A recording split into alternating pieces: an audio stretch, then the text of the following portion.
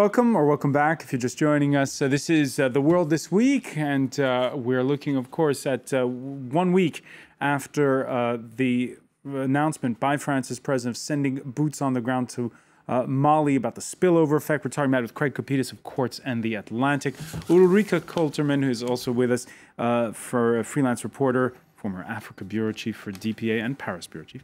Also with us, Sylvain Attal, Managing Editor of France24.com, and Nicholas Norbrook, who's just put to bed this month's edition. It's bi-monthly or bi-weekly? I always forget. Monthly. Monthly, yes. Monthly. It's easy to remember. This month's edition of the Africa Report. We were talking before the break, and Ulrike was mentioning that visit that France's president made to Algiers back in December ahead of the intervention in Mali. The French keenly aware of the emotional baggage that goes with this story, trying their best not to bruise egos in Algiers. Algeria, a former French colony. There was a brutal civil war there. They're also trying to drum up support for the operation that's taking place across the border. Ce qui se passe en Algérie. What's happening in Algeria justifies even more the decision I took on behalf of France to help Mali, respecting the UN Charter and responding to the Malian president's request. Il s'agit d'arrêter une agression terroriste. Our aim is to stop this terrorist aggression and to allow Africans to act and take back their territorial integrity in Mali. Territoriale du Mali. Now, while Algeria's press may be fuming over that decision to let French planes fly over its territory, there's no argument for France's intervention from the area around Marcala. That's on the banks of the Niger River in Mali, where France 24's Mathieu Mabin and Julien Sauvaget followed French forces on Thursday.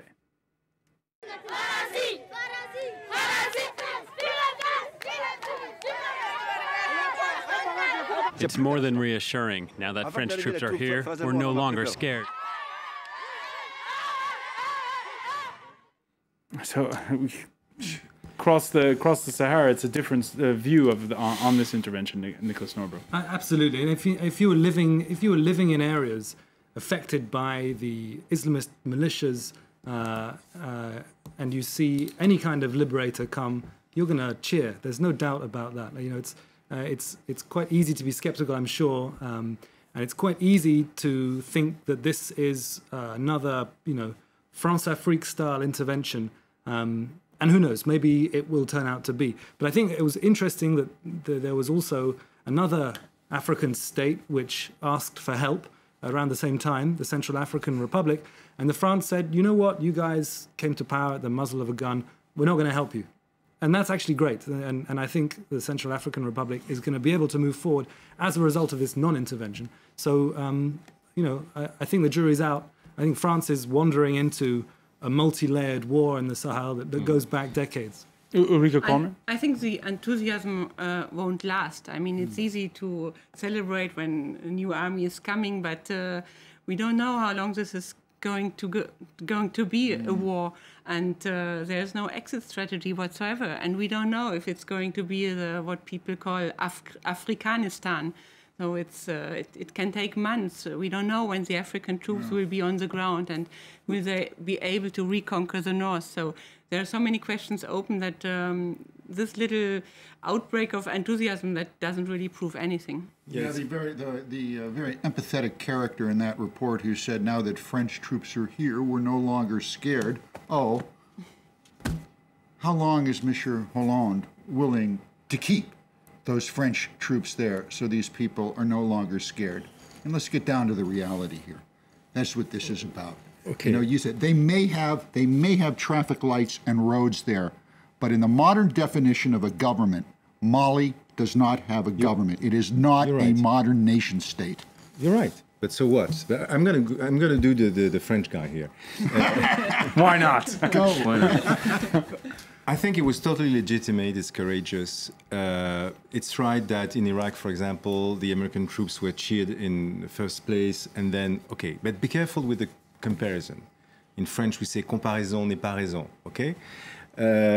You're not going to see what we've seen in Iraq with the Americans or in Afghanistan. I mean, people people you're trying to train, for example, to do a modern army, turning back their weapons against the people, that it's not going to happen. Here you have a front, it's different. It's a question of chasing the jihadists to the north. It's much cleaner. I think Mali is very specific. As you said, it's not a France-Afrique case.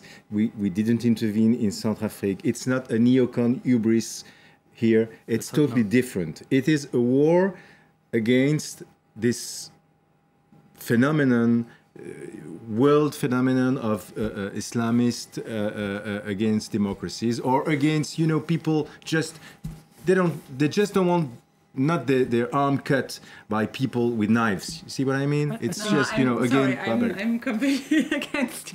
You totally disagree with that? I totally disagree. It's not clean. There's not a front. Maybe there's a front right now. But what will happen if they can easily hide anywhere? They cross borders. Yes, of course you can. You can have infiltration. Very, very mobile. Of course. And the French army is not prepared to fight against them. I'm not saying that, but it's totally different with Afghanistan or Iraq, where they were threatened from the inside. They were rejecting the Americans. There was this kind of anti-Americanism.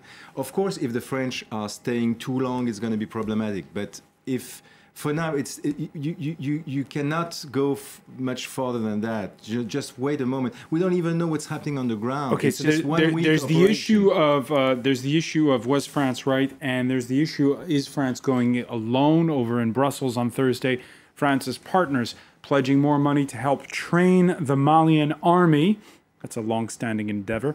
With the French foreign minister, bragging that Paris is a precursor in this conflict.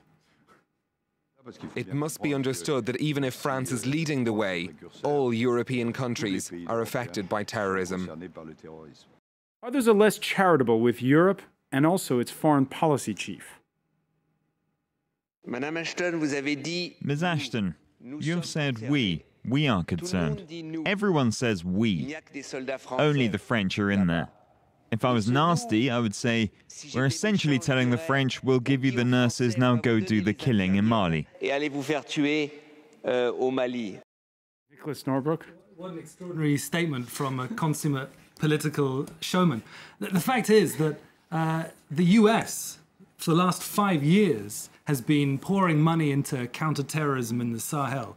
I haven't managed to get a firm figure on it, and it's much less than what they're spending. And the coup leader in Mali he was did training in the United States. So you said that there's no chance of it being in Afghanistan where you train a soldier and he turns the gun back. 3 Tuareg commanders took their battalions and defected to the MNLA a few months ago. They're now back because they're realizing that the hardcore AQIM guys are don't have Malian interests at heart. And I think this is where we have to focus. Where things went wrong in Afghanistan is that they spent 10 years fighting the Taliban, and now they're realizing they have to talk to them, and now we're seeing perhaps some progress. Right. So we have to look for a political solution. But I think if we're smart enough, we will understand quite rapidly that there's a Tuareg question we have to solve in a political way and not with war. You're absolutely right with that. But I still think it's different from Afghanistan of course it's different, or Iraq. It's totally we have to look for the different. One word about Cohn-Bendit and Europe. Obviously, we had a kind of, one could say, a little kind of Cohn-Bendit. Cohn-Bendit? Yeah, I like that. That works. Yeah. That works. We should do T-shirts. Cohn-Bendit. But obviously France is alone, and unfortunately Europe has turned into, Brussels has turned into a place where people, very gentlemen, coming to talk with Mrs. Ashton and just talking, while underground there's these brave French soldiers putting their life in danger. There is one publication that abounds, that agrees with you. This Friday's Wall Street Journal might be, in fact, a collector's edition. It's not often you see the Rupert Murdoch on paper praise France and its socialist government in its lead editorial. All right, it's to better blast Barack Obama, but here goes. The Obama administration officials are offering various lousy, not for attribution excuses. French President François Hollande deserves credit for acting against this threat, and the U.S. should give the French whatever support they need. Craig Kopitas. That's magnificent. The Wall Street Journal praising... I'm speechless. This is the whole neocon argument. right there on the editorial pages of the Wall Street Journal, which, by the way, has nothing to do with on the news behalf of pages. Wall Street Journal, it is. You're right. That's what this is. What can you say? What can you say when you see this going on? There just comes a point. I mean, they're not even real French troops on the ground. It's the French Foreign Legion that's there with the. Oh, come on! No, it's special forces. They have special forces there now too. Oh, okay. You look at this when this happened. What I thought of, I wasn't thinking of Afghanistan. I was thinking of Dien Bien Phu, the Plain of Jars, Southeast Asia before the Americans came in. I started thinking about Chirac's warning to Bush too. Don't go into the Middle East, and Bush telling him to get lost. And look what happened in Iran and Afghanistan. What this comes down to for me, I mean, because there's so many elements, right, that we're playing with here, it comes down to one word: energy. That's what this is about. It's about the There's natural no energy in Mali. Final word on this from Ulrike Coleman, because we have to move on. France's position is very hypocritical, because they go in alone and then they complain, oh, we are alone. But they know that in Germany they would never send troops. They can't, because Germany has to ask the parliament before, and they might have reasons not to send immediately troops. So we should probably say that on the 21st of December there was a UN resolution where, it was decided, admittedly with a lot more African upfront troops, but it was decided at the UN Security Council that, there would be an intervention force sent in. So it's... Where are they? Yes, the Islamists descending on Sévaré, one of the only other places apart from Bamako where you can land heavy aircraft. If the Islamists had taken that, frankly, we'd be looking at a totally different story. So I actually think in this case, and I'm absolutely no France-Afrique supporter, but I actually think in this case the French did the right thing, in stopping the assault when it came, and now the trick is to get as much as they can of the other African bits of the puzzle. This the story of the African forces, like donation pledges in the Téléthon. In the UN, and it's certainly a lot of pledges, but very few checks. And it's certainly a story that's going to move on for some foreseeable time. After a long, steady drip of evidence, after a much hyped buildup, he has confessed. Yes or no? In all 7 of your Tour de France victories, did you ever take banned substances or blood dope? Yes. In your opinion, was it humanly possible to win the Tour de France without doping 7 times in a row? Not in my opinion. Armstrong confessing to Oprah Winfrey that yes, he did dope. He owned up to cheating, but stopped short of saying that others cheated.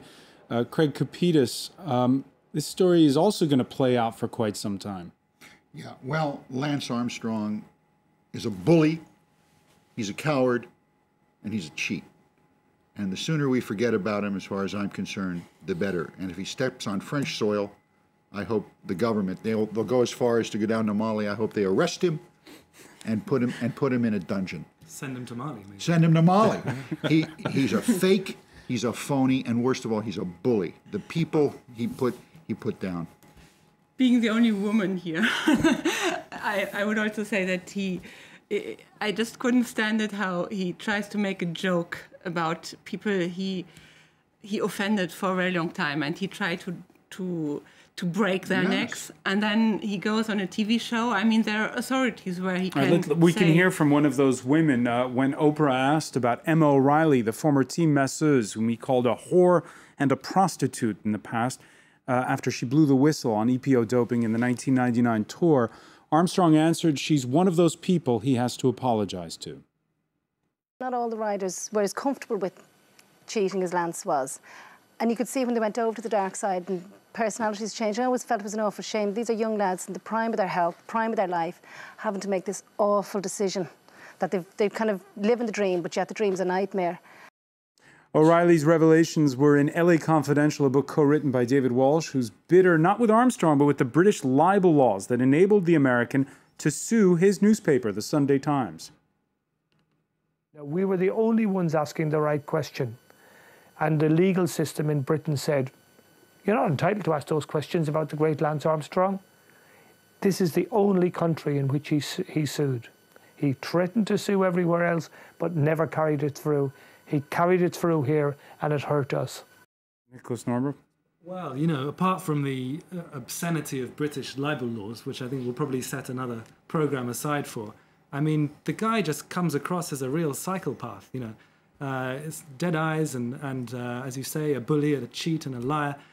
And you know, frankly, it seemed very calculated. You go to Oprah Winfrey, where people go to spill their guts out and be redeemed. Huh? Precisely. You know, this is a very emotional hit.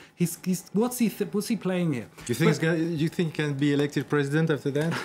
Yes. He's working on it. But the thing is, he needs to name names now. If he wants to have any hope of getting back on in the competitive sporting arena, and I imagine this is the carrot being dangled in front of him today, you know, you have to name names. You have to, you know, bring those who are responsible. Well, he did. And he did. Yes, he did. He blamed his lost testicle. Right. You know, the lost testicle defense. The lost testicle, yeah. So if he manages to get beyond the lost testicle and name names, perhaps, you know, that would be a way of cleaning up the sport. But when you have, you know, financiers in Silicon Valley who are pushing money towards the head of the American Cycling Federation, the International Cycling Federation, absolutely, International Cycling Federation, former boss, and you know, funding the cycling team that Lance Armstrong was on. You have to say, you know, how different is this to FIFA, another inglorious sporting body with its own bucket of scandals? You know, how long are sports fans going to stand for this? All right, we're going to conclude, because we're out of time, with an obituary. It's not for a person, but for an institution. The British High Street Store. It was last week we were telling you that one of the most prominent stores on the Champs-Élysées had shut down, the Virgin Megastore, and all its record, movie and book outlets around France closing. This week, though, has been brutal in the UK. HMV, in business since 1921, will soon shut. Then came news of Jessop's, the camera store. And to cap it off, Blockbuster, the US-owned firm that rents videos and games. Internet killed the video store, you might say, but what's to become then of the British High Street? It'll be, I suppose, the topic of conversation in weeks to come when the other French retailers go down. I want to thank Sylvain Attal. I also want to thank Craig Capitas, Nicholas Norbrook, and Ulrika Kolterman. Thank you for joining us here in The World This Week.